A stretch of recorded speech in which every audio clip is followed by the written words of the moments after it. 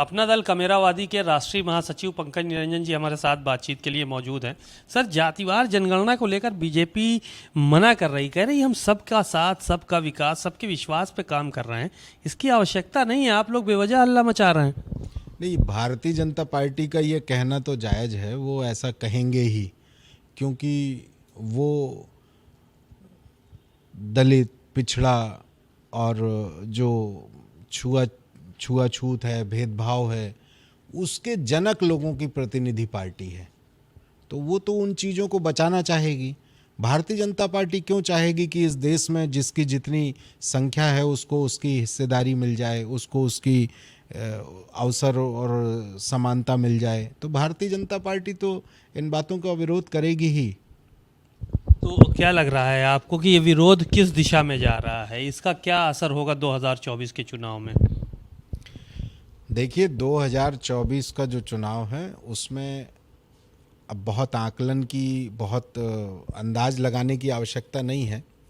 लगभग आप पूरे भारत में किसी भी हिस्से में चले जाएं, जो आम आदमी है वो महंगाई से, बेरोजगारी से, अशिक्षा से, भूख से, गरीबी से, इन बातों से त्रस्त है और उसने मन बना लिया है कि वो 2024 में इंडिया गठबंधन की ही सरकार देश में लाएंगे। एक सवाल ये था कि संजय सिंह को गिरफ्तार किया गया है, कल आपने देखा है विपक्ष के तमाम नेता बड़े बड़े आरोप लगा रहे हैं। आपके गठबंधन के साथी अखिलेश यादव ने भी आरोप लगाए।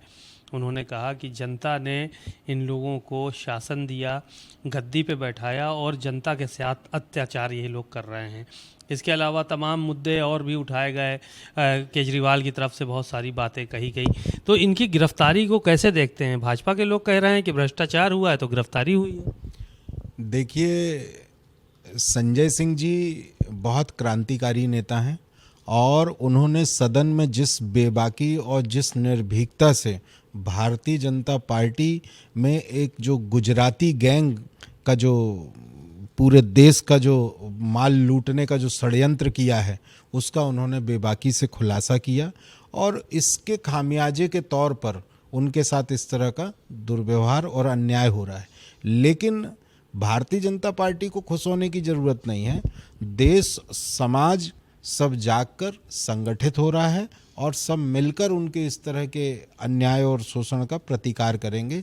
संजय जी बिल्कुल बेदाग, निर्दोष साबित होकर वापस मुख्यधारा में समाज का नेतृत्व करेंगे। तो आपको लग रहा है कि संजय सिंह की वापसी जल्दी हो जाएगी जेल से? हाँ, उनको एक षड्यंत्र के तरह के तहत फंसाया जा रहा है।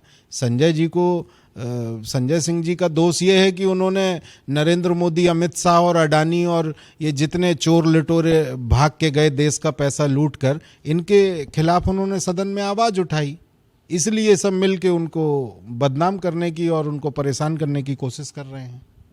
एक केजरीवाल का बयान आया था, उन्होंने कहा कि दुनिया की सबसे भ्रष्टाचारी पार्टी भारतीय जनता पार्टी है और प्रधानमंत्री को लेकर भी उन्होंने टिप्पणी की, कहा कि आज तक के सबसे भ्रष्ट प्रधानमंत्री नरेंद्र मोदी हुए हैं।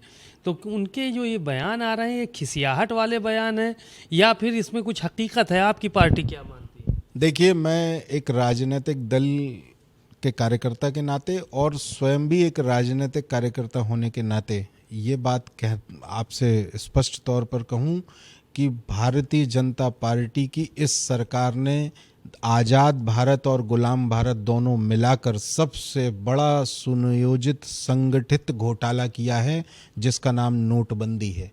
और ये शुरुआत नोटबंदी से हुई और लगातार जारी है। ये जिस तरह से देश की संपत्ति को बेच रहे हैं, ये सारे घोटाले नहीं हैं। तो ये तो दुनिया की सबसे करप्ट लोग जो हैं वो भारतीय जनता पार्टी को इस समय चला रहे हैं।